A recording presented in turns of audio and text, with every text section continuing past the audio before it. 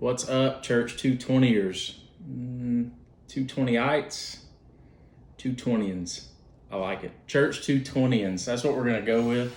By this time tomorrow, I want to see that trending on Twitter everywhere. Hashtag church 220ins. Got some exciting news, guys.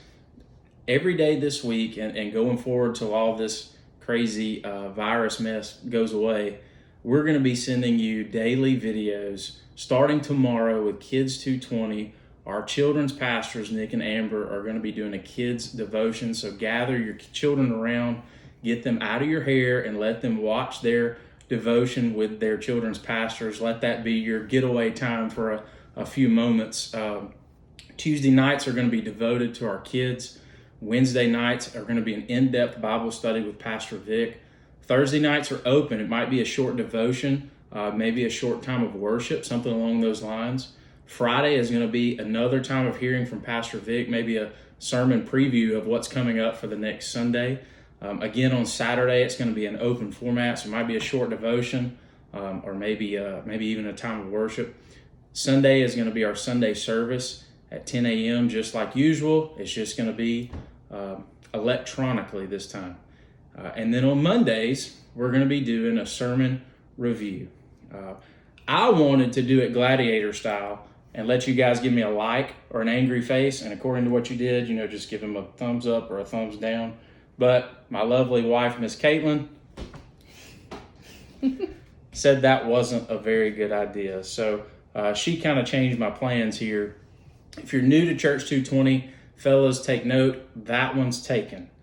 So one of the things I want to talk about, Pastor Vic talked about this Sunday, the faith paradox, as we continued our series and we talked about dying to self and what that means. And when I first volunteered to do this video, I was really nervous about it. And I wasn't really sure, what am I going to say? I got to turn around and follow up his sermon the very next day. So while we were recording, I was jotting down notes. It was really, really cool because my life verse is 2 Corinthians 12:9. And Pastor Vic actually used that in his message. So I knew immediately, I was like, okay, I'm going to be all right because I can use that scripture. And then a couple hours later, while I'm taking notes, one of the first things I wrote down was perspective shift. A couple hours after I write that down, Pastor Mike sends me his video for Saturday. And one of the things he talks about is shifting our perspective so that we see opportunities to share the gospel, to share the good news, and not miss out on those times where God is using us to be his hands and his feet and to minister to other people. One of the things that I think holds us back in dying to self is not feeling like we're good enough. And that's why I love 2 Corinthians 12:9, because it says, my grace is sufficient for thee. My strength is made perfect in your weakness.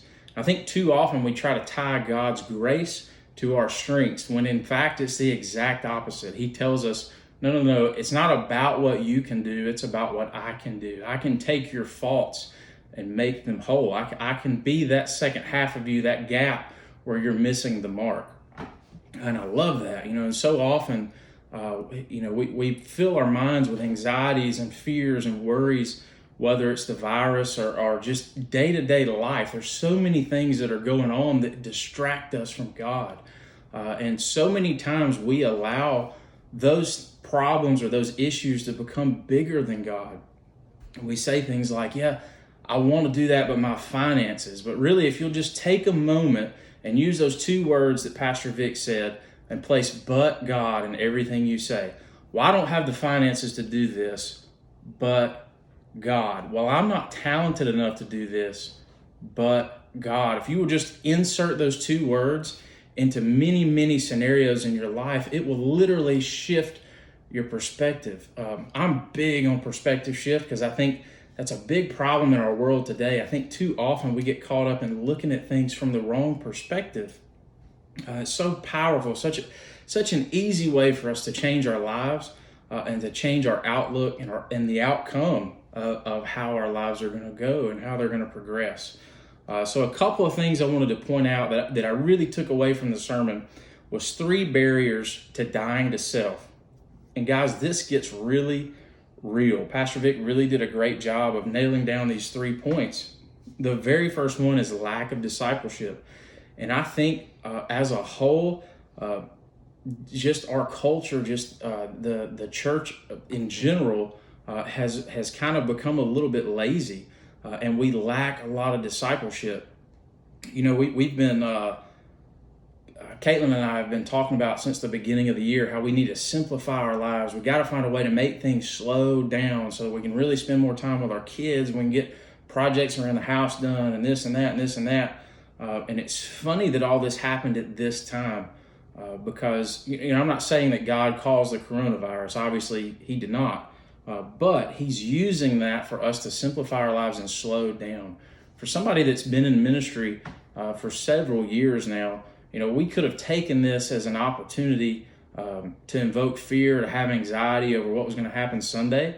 But in reality, what it gave us and our family was the opportunity to sit down with our children and say, hey guys, come in here and let's worship together. Hey guys, let's come take communion together. And that's a rarity for us. So that was really cool. And that's kind of goes to show just, being a little vulnerable and transparent here, our lack of discipleship here in our home. Because I don't have to have a church service to have communion with my children or to have worship with my children. So that's an area that I need to step up in my own life and invoke more discipleship. The second point was desire for the world. That's a big one. Whether we realize it or not, I think a lot of times we get caught up in worldly things and we allow that to take precedence and take priority over God and over Christ. We're known by the fruits of our labor and by the things that we do. And a lot of times our actions don't show that God is our priority and the first thing in our life. And point number 3 was pride. Pride's a big one for a lot of people. And I think what people miss with this a lot is laying down your pride, dying to self is all about less of me, more of Him. I decrease as He increases in my life, and about making Jesus the center of everything that we do. Lastly, another scripture that is one of my favorites that Pastor Vic used was Psalms 139, 23 through 24. And I challenge you today, if you're struggling, sometimes we just don't know what to pray. That I find myself doing that a lot. I'll pray sometimes and I feel like I'm just kind of going through the motions because I don't really know what to say. If you have those times, it's always a great thing to look in somewhere like Psalms and just quote some scripture. Just talk scripture to God. He loves that kind of thing. This is a great one to do, but I got to warn you, this is a dangerous scripture to pray because it says, search me, God, and know my heart. Test me and know my concerns. And another word for concerns would be anxieties or fears. See if there's any offensive way in me and lead me in an everlasting way. And the reason I say this is a dangerous prayer to pray, when you pray something like this, if you're not prepared for God to expose the areas in your life where you're prideful, where you lack discipleship, where your desire for the world, then get ready to fall flat on your face because He will absolutely show you the areas where you need to increase Him and decrease yourself if you just simply ask Him. That's all I've got for today. Thanks for listening. I hope you guys enjoyed this, and I hope you continue to enjoy the rest of the videos that we've got for you throughout this week.